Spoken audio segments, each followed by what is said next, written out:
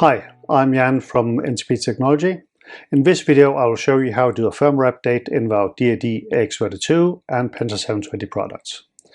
The same principle also applies to our other DAD products such as the DX32R and the Penta 721.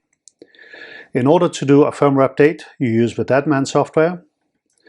First step is to go into the settings and device list. Make sure you can see the unit in the device list.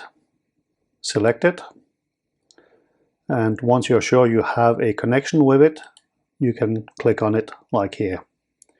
If you look down here in the main board, you will notice the CPU firmware version is mentioned here. In this case it is 2.3.1.4. If you want to upgrade it, simply go up on the unit, right click on it, select firmware update, select the file. In this case here we are updating to 2.3.2.1 and click open. Now comes up with a warning which says you're about to update the firmware of the unit, and after update the unit will have a firmware version 2.3.2.1. If you have the same version installed in the unit already, you will also receive a warning that you are simply reinstalling the same firmware. And if you are trying to load an older firmware into a newer unit, then you will also get a warning about that. So, very important, do not turn power off or disconnect the network cable during the update. So, once you're ready, you simply click yes, and then the firmware update starts. This takes about 15 minutes. So you will have time for a cup of coffee and enjoy a short break while the firmware download goes on.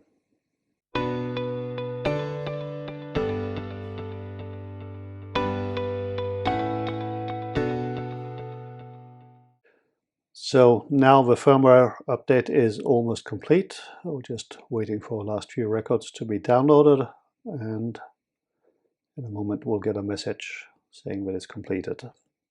There we go.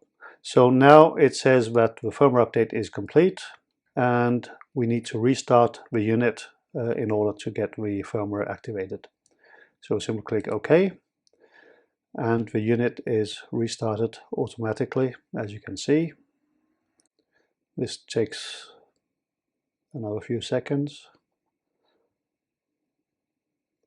And now when the unit is ready, we click on it again.